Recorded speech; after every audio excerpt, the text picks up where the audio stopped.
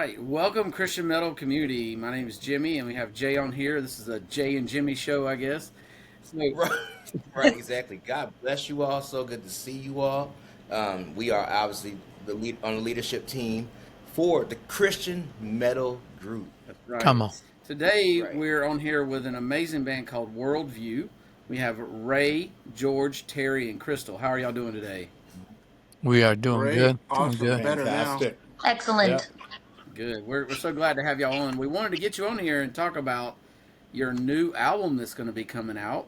And so you Yep. dropped one in 2015, so it's been a decade, and there's been some, some changes and things, and y'all have had some time to work on this. So tell us what's this new album? What looking like, and what can fans expect for this new album as opposed to the last one?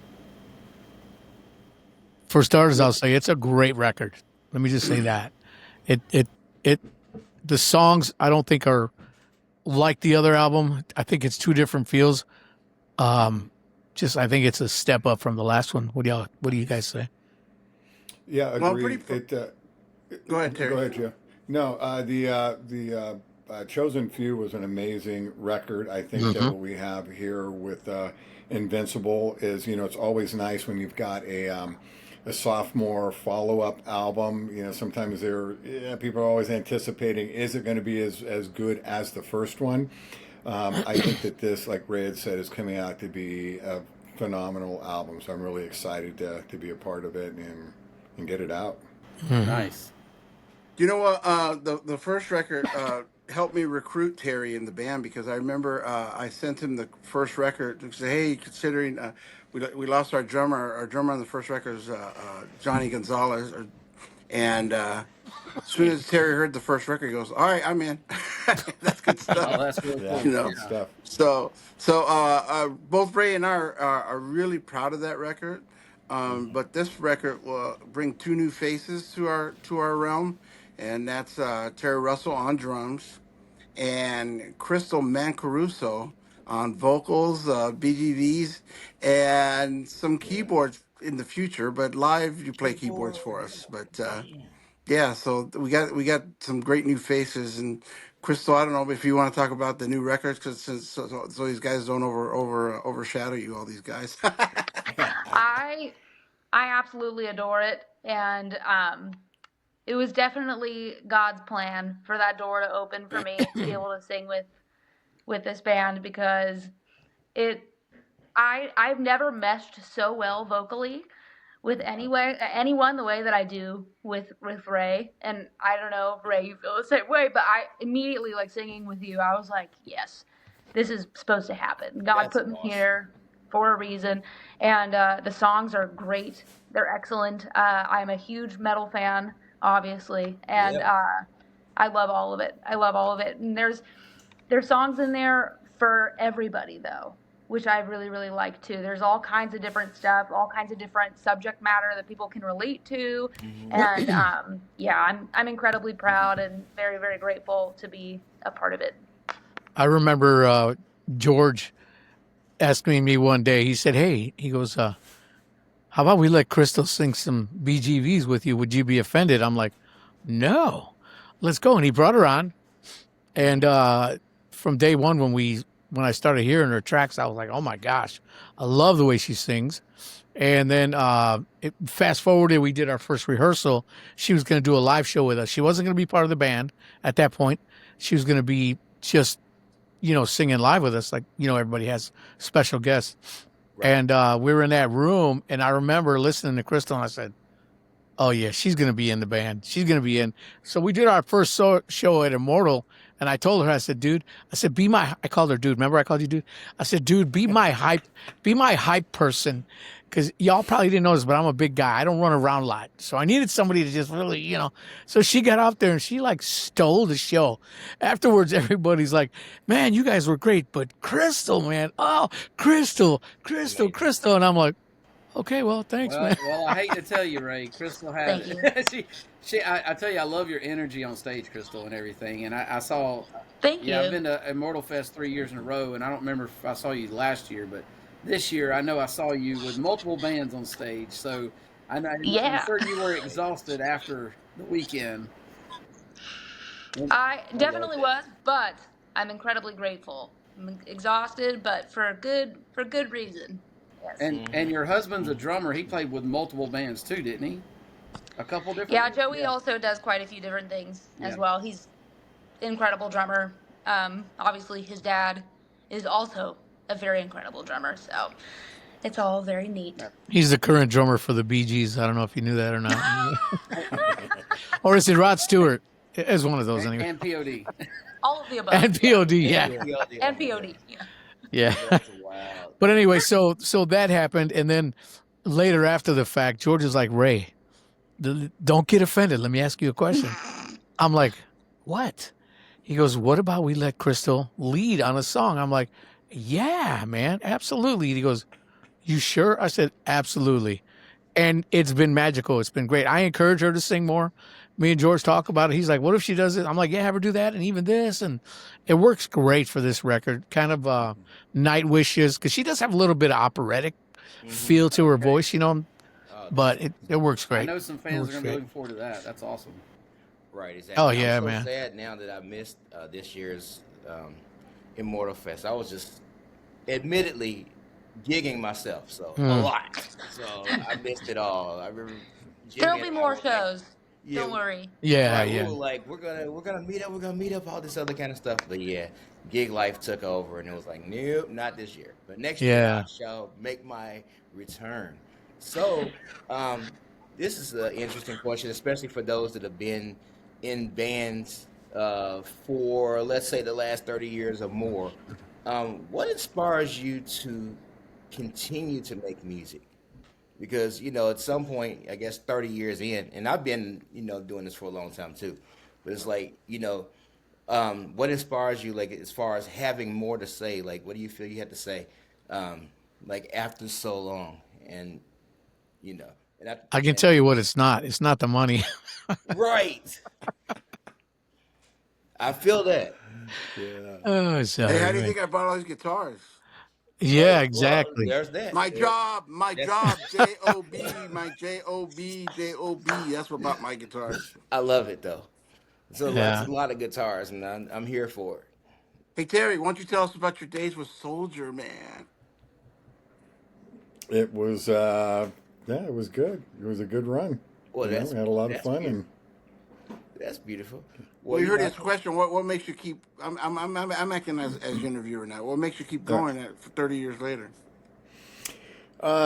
you know what? For me, that's an interesting question. I mean, I play on the worship team at our church. Mhm. I'm pretty consistent there. So, I mean, I love doing that, and I get a chance to play with my older boys too. Now they're two phenomenal musicians as well.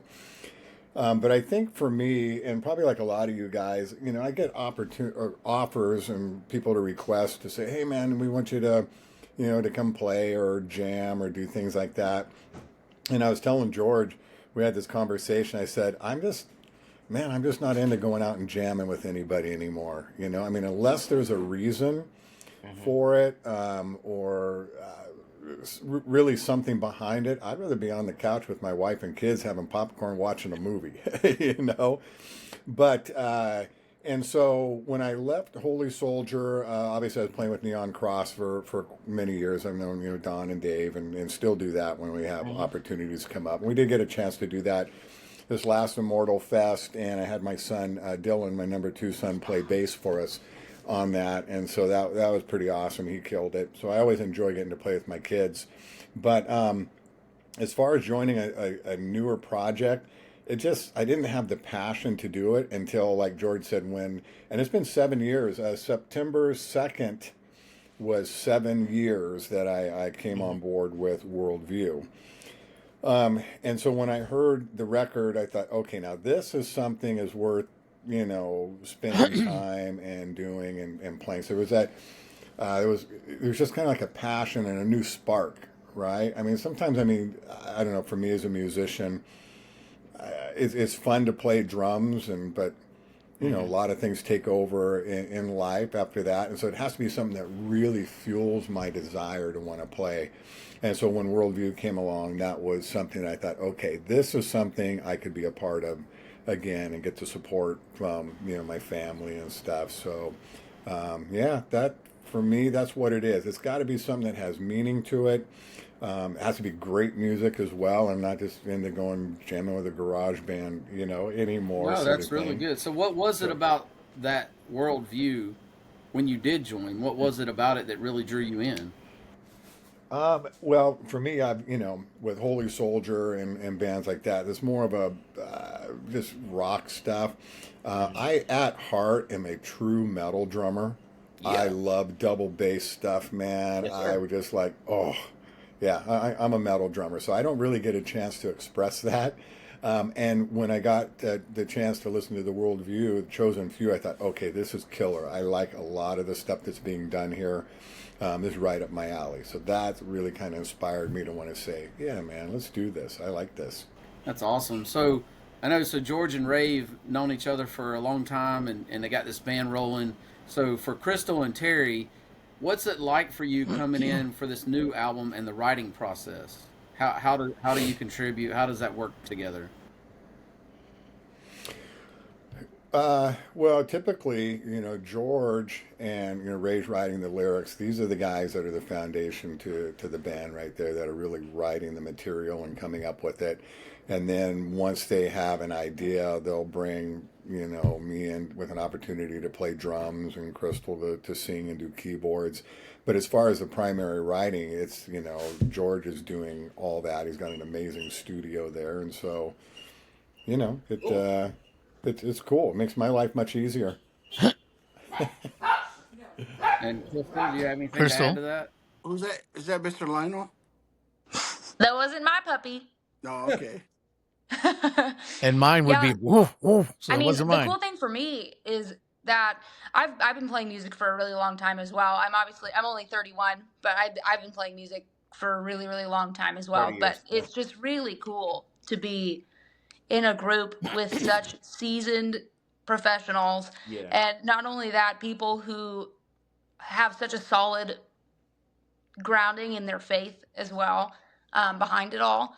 And that's been really neat for me. And I get to learn a lot by being there and being able to, hear the songs that are being written and being able to add like harmonies and stuff. It's a really cool experience. It's just been really nice for me to be able to learn and be surrounded in such wonderful people and musicians. So yeah, it's like what Terry said. A lot of the brainchild. I mean, a lot of the writing comes from George, and he's incredibly talented. So it is really cool to see all the songs come together. Though that's the fun part, is like getting to hear like the bones of the song, and then being able to come in and put all the vocal parts on and start piecing things together, and then hear it come to life.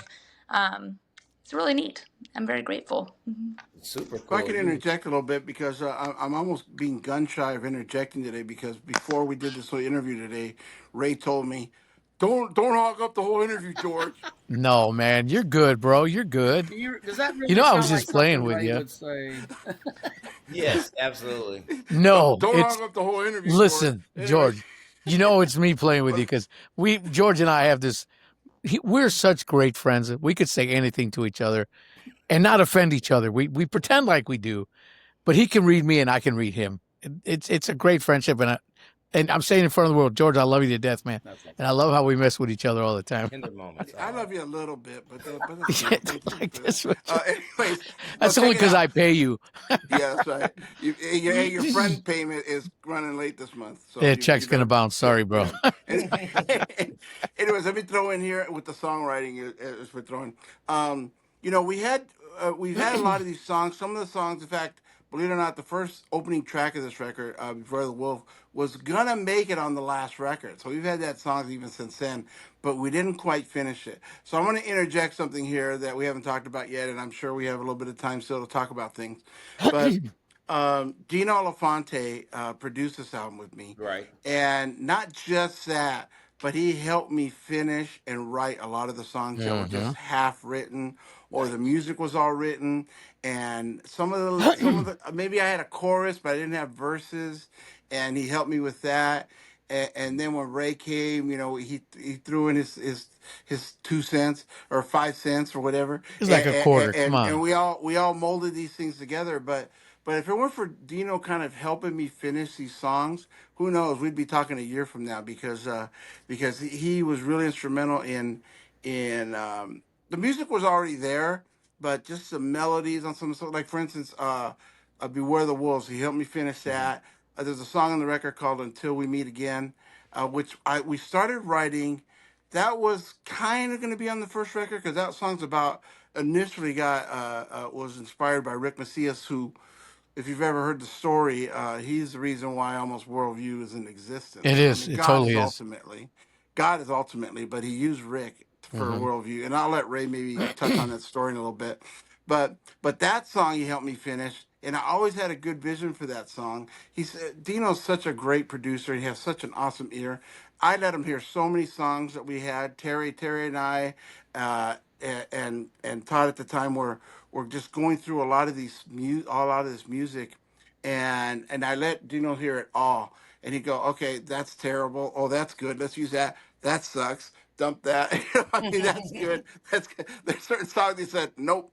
Okay, I like that Yeah. one. Yeah, that one, but we'll fix it. And so Mhm. he's like, he goes, I'm gonna take all your songs, I'm gonna fix them for you. I go, okay, I'm good with that Can I because interject one quick thing, George, which is part of that? yeah, I yeah. remember I was singing a song. We were tracking vocals, and Dino walked in. He goes, "That sucks. Why are you guys wasting your time?"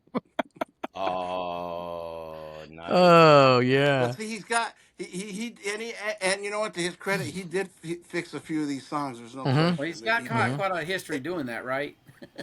Of Well, course. heck, Yeah. Yeah. he's recorded way more albums than I have. So Yeah. I believe me, we sat next to each other at this console, and he'll say that he'll compliment me, but I'm going to turn compliment him that I always say this. I'm going to say it again. I thought I had these songs sounding good till Dino came in and really just like made this Hey, album give sound credit where great. I credit's mean, he due, really you did. know? Yeah, yeah. Absolutely. So he worked with me on Human Code, and I'm not here to talk about Human Code. The only reason I'm bringing it up is he kind of that was already done, and he just kind of put a little bit of he put a little bit of a shine on it. Not a little bit. I mean, there's a big contribution that he did with that record, but he made a huge contribution on this record with helping me write, produce, engineer it. I mean, he definitely. And here's what I love about Dino. He's really, really. And let's not turn this into the Dino hour, but he's really, really a busy guy. He's got a lot of things going, and he Hmm. always said, George, I gave you my word that I would help you finish this record. And I'm going to, and he was here a lot, and I appreciated that because he had all these real estate deals he had going and all this busy stuff. He works with other people, but he made time for this, That's and awesome. and to be honest with you, really for no pay for the most. Well, not for the most part, for no pay. Period. He That's did it because he loved the music. He loved me. He loved the rest of the guys in the band and Crystal, and he just saw this is a great opportunity. So I'll shut up with that. But Yeah, I'm anyways, so excited to hear that, and it's interesting that you all bring just the recording up because that was actually going to be my next question. Um, with recording this album, and we're talking about 2025 methods of recording, how is it different than the way you all recorded it? Let's say, let's pick a year, like 1999 or something. Like how have things changed, like for the better or worse when it comes to recording? And this is are just, you a Prince? Are you a Prince fan? Is of that why you course. said 1999? I mean, I don't know. It was just I just picked a random year. I was trying to pick anything before like 2000. 1999, Right, exactly. 19. No, Yeah. well, I mean, obvious things. Back in the day, you walked into a studio, and the console was analog. You're recording on a 2-inch tape.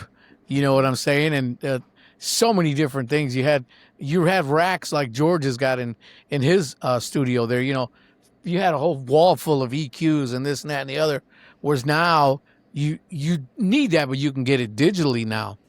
You Hmm. know what I'm saying? And things are easier to program and easier to run and execute on stuff. Do But you think the sound is um, is as good if it's digitally? I think it can be if 100%, it's done right. Yeah, absolutely. 100%, Yep. 100%.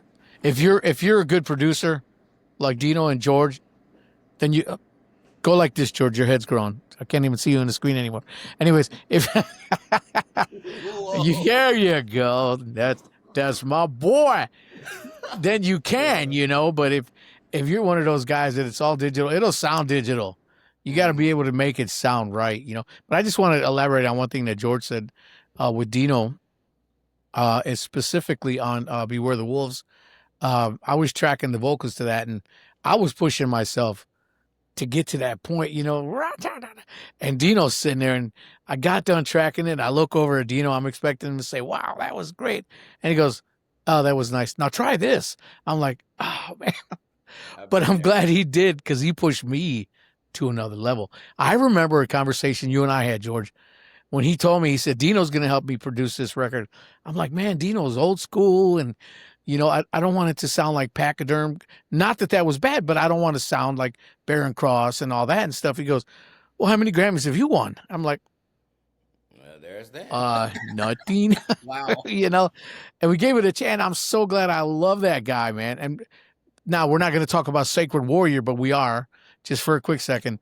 I talked to the guys in Warrior about possibly bringing Dino and Georgian to help with some of the production on the new Warrior stuff. So I mean Okay. that'll tell you the respect that I have for them. You know what I mean? That's nice. Absolutely. So yeah, of course, and we're all great friends. In fact, George was in Sacred Warrior for about 2 minutes, Two whole That's or was right. it I even? was.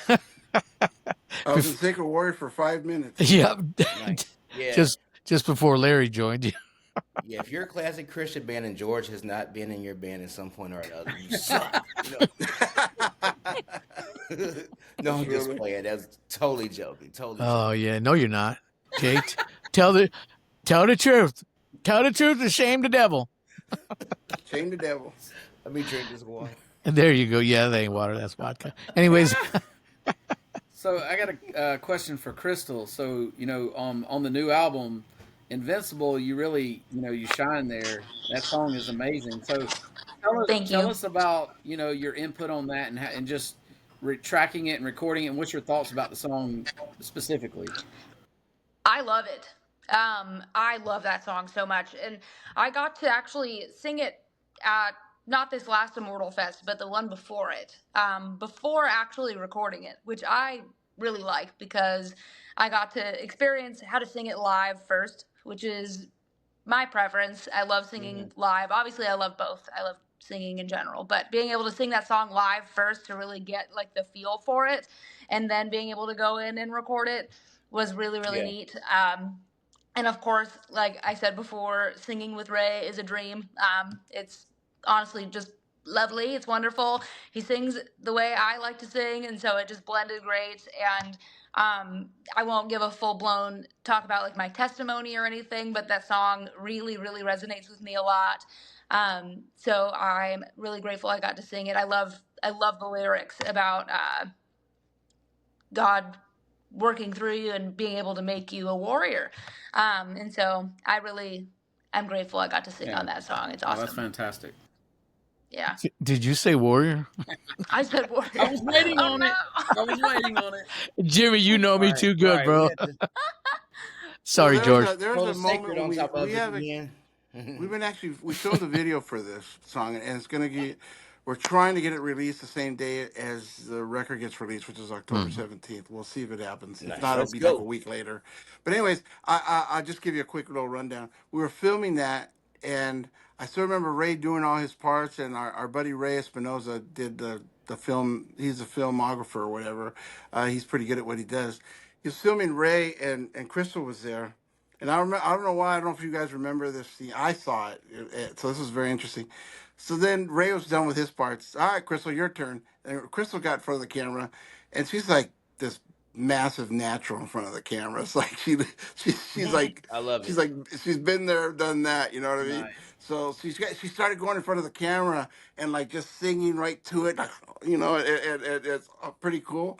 And I looked over at Ray. Ray just like looking like this, like smiling, like going, "Oh my gosh!" I was loving it, man. Yeah, you were loving it. Ray was like loving it, like, "Oh my gosh, he's like a All of my confidence Brad came from the performer." leaf blower blowing my hair Uh, back. Oh I was yeah, that's gonna right. say, We oh, had I was gonna Yeah, say, I was actually using that leaf blower for a long time. I needed to get her hair go, and I'd crank it all the way, and her hair would go.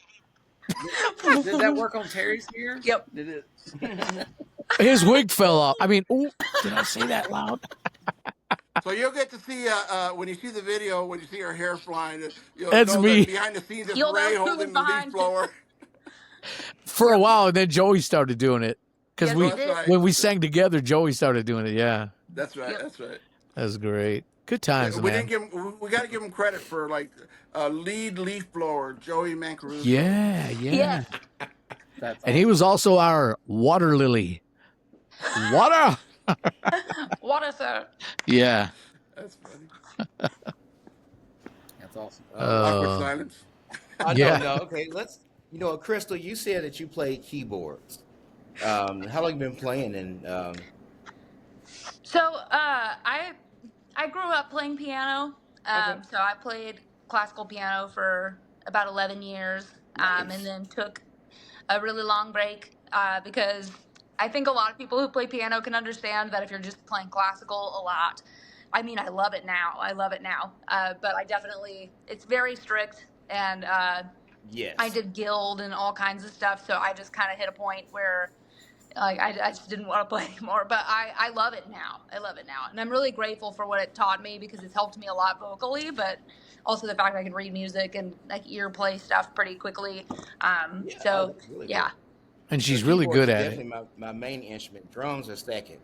that's awesome. So So yes, I yeah, think keyboard I that's would consider like keys are my second instrument for sure. Singing is like my main thing, yeah. Okay, there 100%. we go. But being able to play is definitely a really great thing. Oh, absolutely. And I think classical, there's a lot of metal influence in classical too, for sure. So Oh, 100%. I'm Yeah, sure for sure. that will come in handy in classical and metal or whatever. Like all Like they're like intertwined so much, Queensryche like in the modern classical. day. Is that what you mean? Huh? Classical like Queensryche. I mean, well, yeah, that too. Hey. But I I mean, hear like a fan in the background. Somebody turn on oh, a fan or fans. something. It's some No, some that's guy really fans loud. trying to break down the door to get in somebody's house. So watch that. There it is. Who No, just muted their no, mic? somebody turned it off. Yeah, Terry. that's good. It Okay, was there we Terry. go. Yo. But no, I think that's cool. Do you have a preferred board that you like? Because I know a lot of people. There's like this Korg versus Yamaha type of thing going on lately. I don't. See, I'm so basic. I really don't know anything about tech. I know nothing. I know nothing. I'm such a singer. I'm such like I'm going to get my microphone and I'm going to sing on it. And if it works, that's great. That's pretty much where I'm at. Yeah. Yeah, and if there's a keyboard, I can play it. That's all I really know. She Hey, played my that's. at Immortal. She played my Roland Phantom. That's Oh super. yeah, yeah, Yes. Phantoms. I love Phantoms for sure. Yeah. That's And that awesome. was great. So there you go. So you were talking about classical influence, and of course, you have some classical influence with your vocals also. So did you Mhm. have like vocal training also, like in classical, or was it just something you picked up? Not really. I grew up in like musical theater. I did musical theater all the way up Okay. until I graduated high school, and that's actually what I was going to do. But then I ended up joining a band instead and being in a band for a while, and then the rest is history. But yeah, musical theater was mainly my upbringing. So really big, belty vocals, which I think it lends itself to metal a lot of the Yeah, time. Mhm. That's great. love it. All right. Well, I know Crystal talked a little bit about her song and everything. I was going to ask too, Terry. Do you have a song that you just love, like beating the skins on for this album?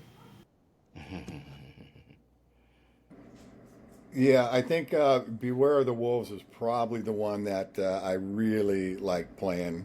It just got a lot of energy to it, a lot of different changes and stuff. So, yeah, I enjoy playing that one. Nice. And then Ray, what about you? Is there one you just love? Just I love to sing this song on this album. Honestly, bro, Beware the Wolves. That song is just such an amazing song. It's got so much drive on that end of the perspective. On the other end is a song called Who's to Say. Did you hear that one? Oh yeah.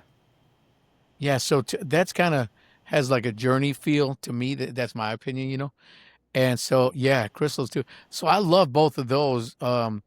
One, I would say Beware the Wolves because of the attack in which I'm singing, which again was what Dino brought out of me. And Mhm. then on Who's to Say is because of all the melodic stuff in there that, I consider myself a melodic vocalist. And this album's really challenged me to go, to the two opposite ends of the perspective. That's good. So I love those two songs. Yeah, And honestly, Mystery Babylon, I love singing that. I ain't gonna lie, I love singing them all. yeah, yeah. And George, But is there one that stands out that you just love to shred on?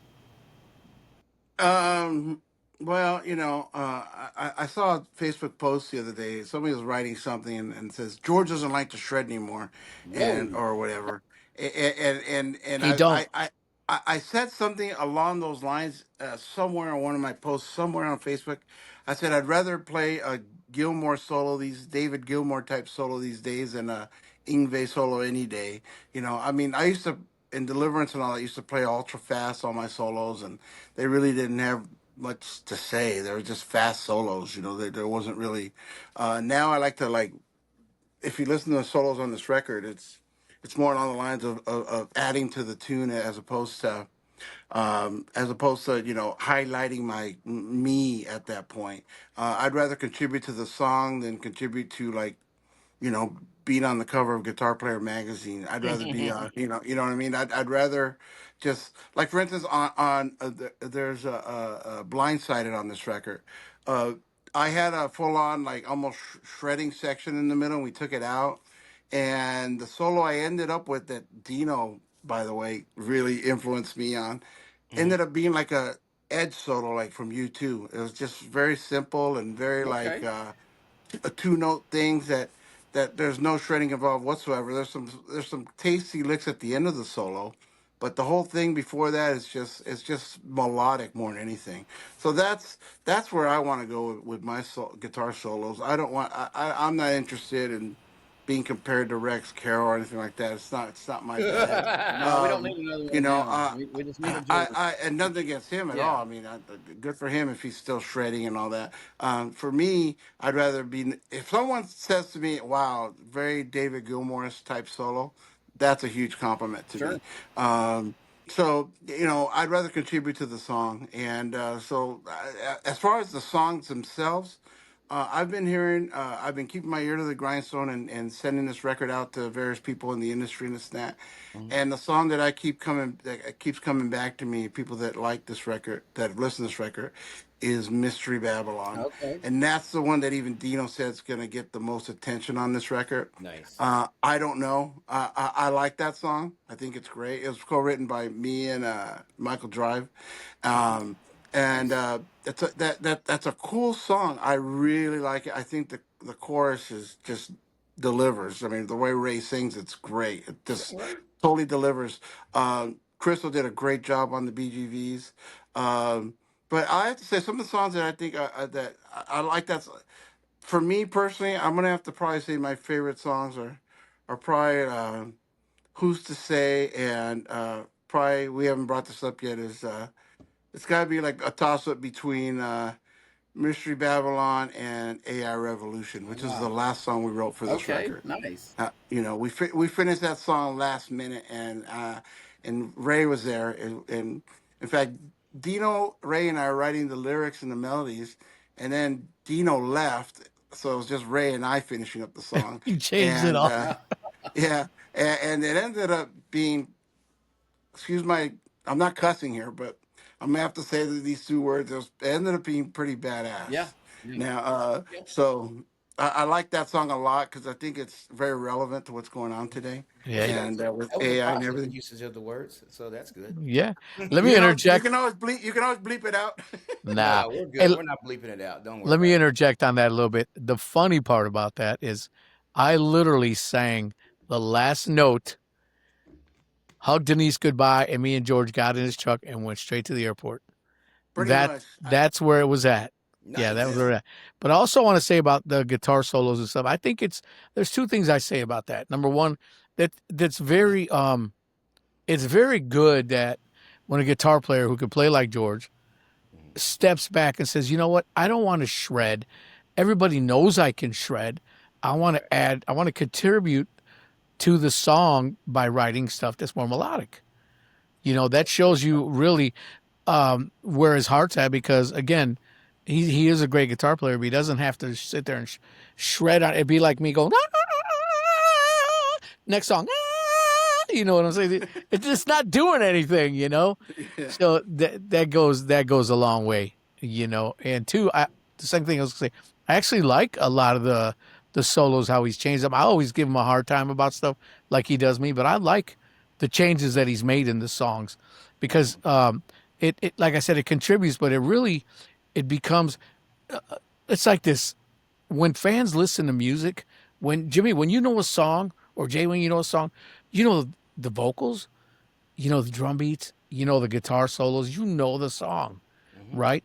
So when the solo is a part of that song, people are going to know that. You know what I'm Okay. saying? Versus they're not going to really know because is he playing this or that or blah, blah, So it becomes a great contributor to the song, and I love that.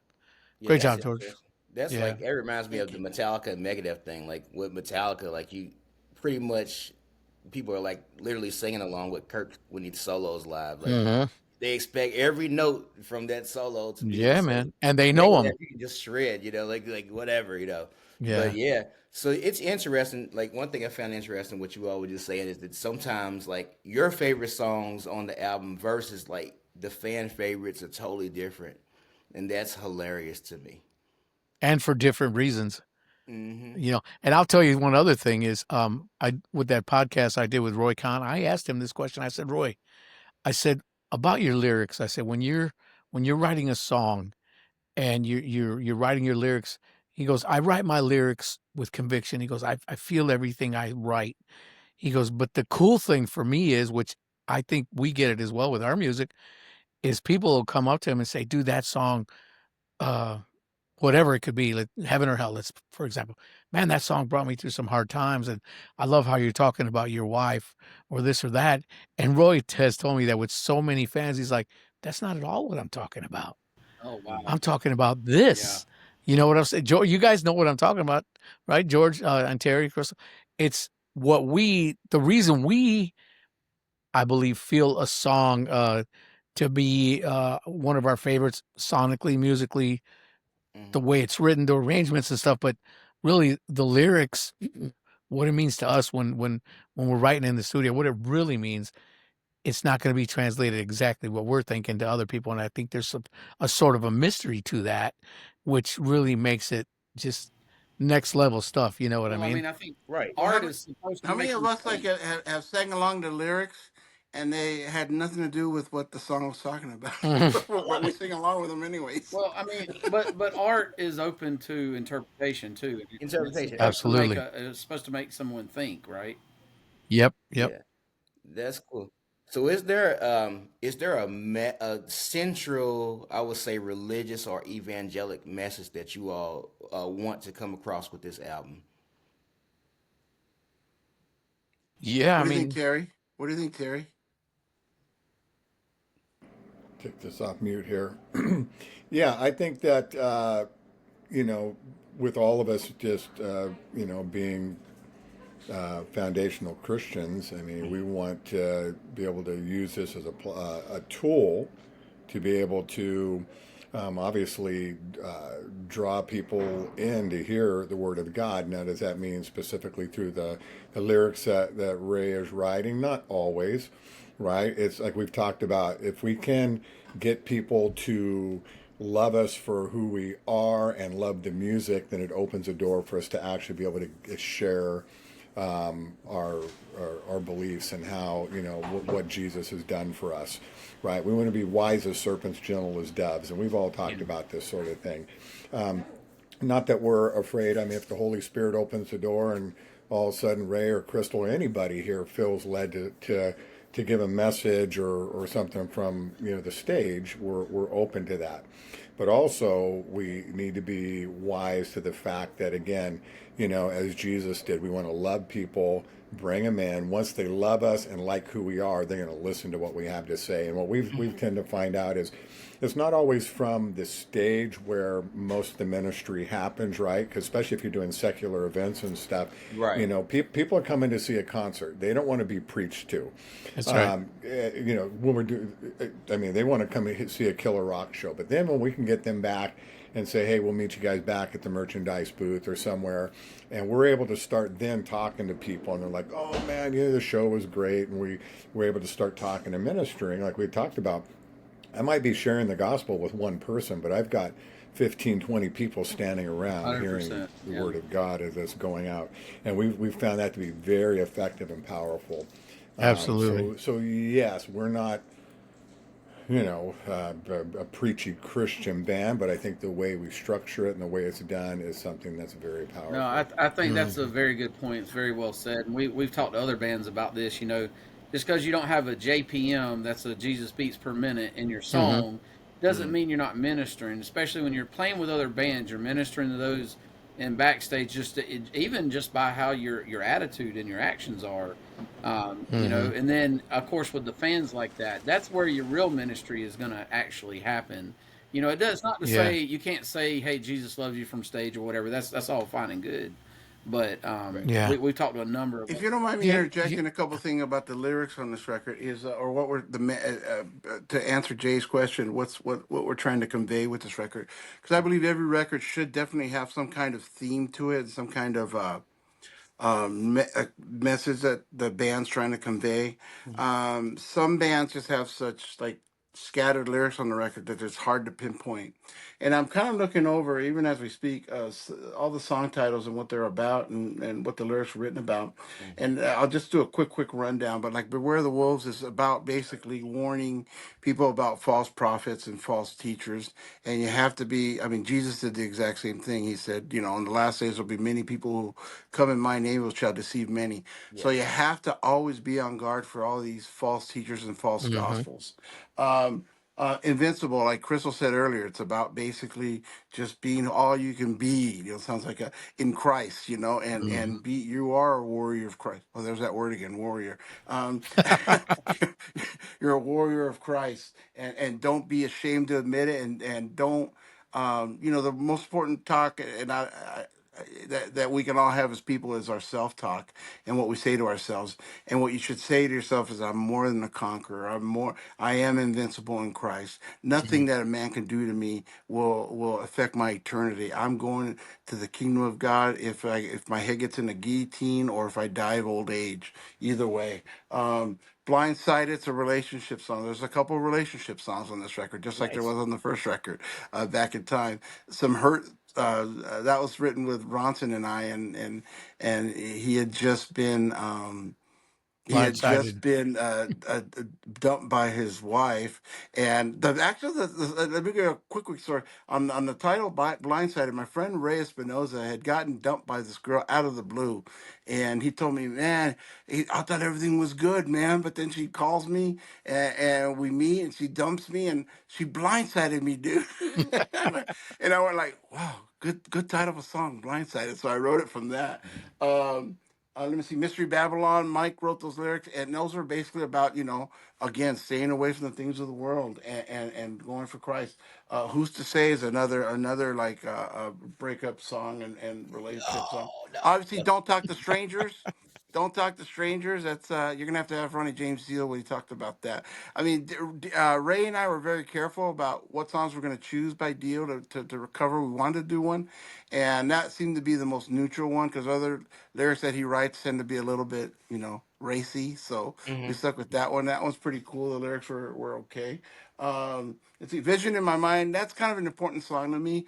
I've had several people in this camp, and I won't name any names. Even Dino, to be honest with you, were ready to just dump that song. I said, no, guys, there's an important message with the song. I want to keep going with the song. And this song, Vision in My Mind, it's totally about, and we've all been there, guys, right? Anybody who's like in this here or that's listening to this podcast, where we have almost a doubt in God, like, why is this happening to me, God? Yeah. Why is this happening? Are you even real?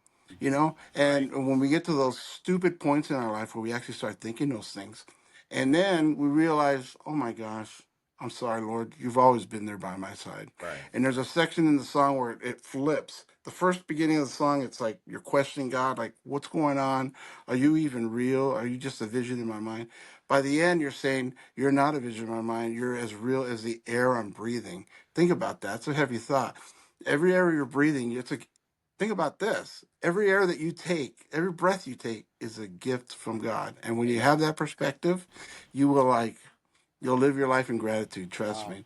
So that's a very important song to me. Until we meet again, I talked about it earlier. It's about about meeting up with somebody, and when they get there, you're going to see them again. But let me Yeah. preface that real quick. Until we meet again, you're only going to meet people that have faith in Christ there.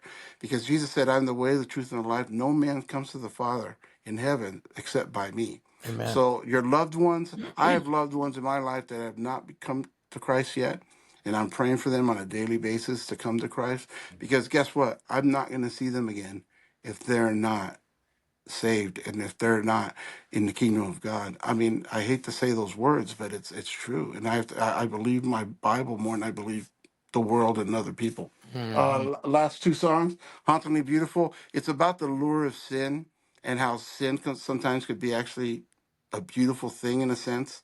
I've never done crack in my life and I never will. But people have told me that, like, if you do crack, it's like this euphoric feeling. That's all fake. And don't you, anybody out there, don't you even go to experiment what I'm That's talking right. about right Don't do it. now. Don't do it. Yeah, But Terry. because I would never do it. But see, just because something makes you feel good doesn't mean it's right. I mean, you know That's what I right. mean? Even the pleasures of sin the Bible talks about, the pleasures of sin that will lead you to hell. So Hmm. it's about resisting those pleasures of sin. That song. And it's a pretty deep lyrics. AI Revolution, we already talked about. It's the last song, so I'll shut up after this. But Yeah. it's about just about the whole AI movement that's unfolding on a Yeah. daily basis in front of us. We Yeah. don't even know the full extent of No, we AI, don't. and it's going to end up being something that's going to, I think, blow our minds, and I think it's going to be mostly bad, but there's probably be some good things out of it. Yeah, Anyways, I Yeah. mean, I And that's it. feel. I want to Yeah, interject go ahead. one little I love thing it. on That was that great. too is, you know, ministry could be something as simple as, and y'all know this, let's say someone does something to you and you tell them, you know what, I forgive you. You know, we're good. I didn't tell them nothing about Jesus. I said, I just shared compassion of Christ. You know, so ministry in the band could be really anything that we do. Um, word spoken, actions, lyrics, you know what I'm saying? So I think our lives have to reflect that as well as the music, you know, and you don't have to sit here and be preachy, preachy, preachy, but you do it in various kind of ways depending. You feel the room, you know what I mean? So And that's Mhm. really good. Well, that's fantastic. That's going to give the fans something to check out and look forward to. Absolutely. And we want the fans to get this album and listen to every song. And you let us know. You comment on this video or in the community group, and let us know which one's your favorite and why. So we're excited Yeah. yeah. about that. So Ray, tell us where can people in the metal community get this album when it drops? Because I know this is going all different communities across the world. So especially with today's Mhm. technology.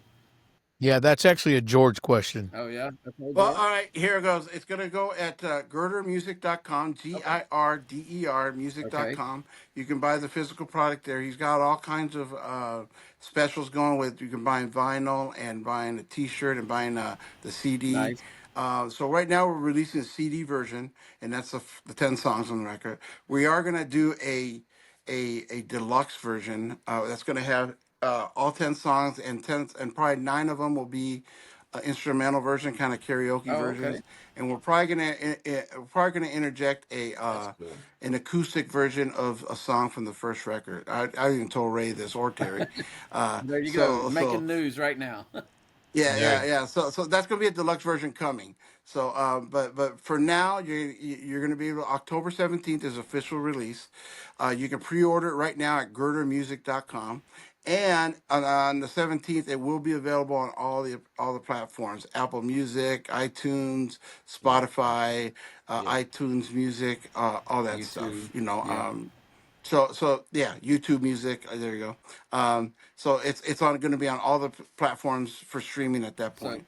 But we'd rather you buy a physical CDs, guys. So go to girdermusic.com and buy a that's CD. right. Yeah, yeah, So yeah. for the tape heads out there, this will not be released on cassette. Just want to be clear No. here.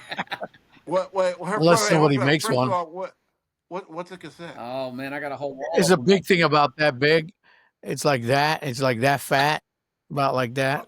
oh, that's what my dad listens to. Oh man,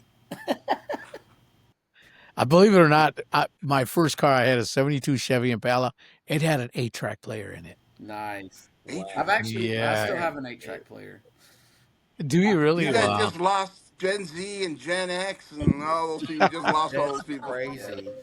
Eight Wait, track. wait, Crystal. We can't hear you, Crystal. What'd you say? I said my husband's truck has a cassette player, Yes. and we play exclusively cassettes in the car. Yeah, I do. And there's Whoa. actually a resurgence of cassette tapes coming That is back. true. Okay, There we go. Really? Just like the LPs, That's right? right. Well, there was one plant in the U.S. that never shut down. A lot of underground bands kept them alive over the years, and now that tapes are kind of making a comeback, they can't keep up. So it's pretty incredible. Wow. Mm. Well, man, this has been great. Everyone, stay tuned. Look forward for this new Worldview album. You don't want to That's miss right. it.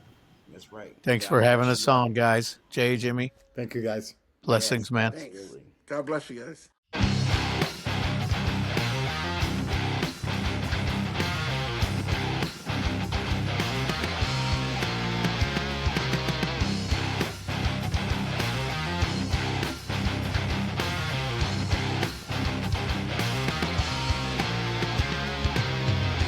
It was just Oh, What if crazy. he heck actually yeah. did push record? That'd be great. Like throw the outtakes at the end of the interview. That'd be great. Dude, I do that on my podcast sometimes, and I get some funny ones, man. I did some funny ones with Todd from Queensryche, and recently with what did I just have on recently? Oh, Roy Khan. You know, guys know Roy Khan, right? I know the From name. Camelot. Oh yeah. Yeah. Okay. Oh, absolutely. Yeah. So one thing I did was really cool. You know how have you ever seen him live? He always says this song is called Abandoned. So I had him do for my podcast. Now I'm going to start putting it in my podcast. It says this show is called Is It Wrong Podcast with Ray Parra. Nice. Yeah, dude. Yeah. Love it. Yeah. Yeah. Yeah. Anyways, Everybody ready? All right, we're all here. we're all here. Awesome.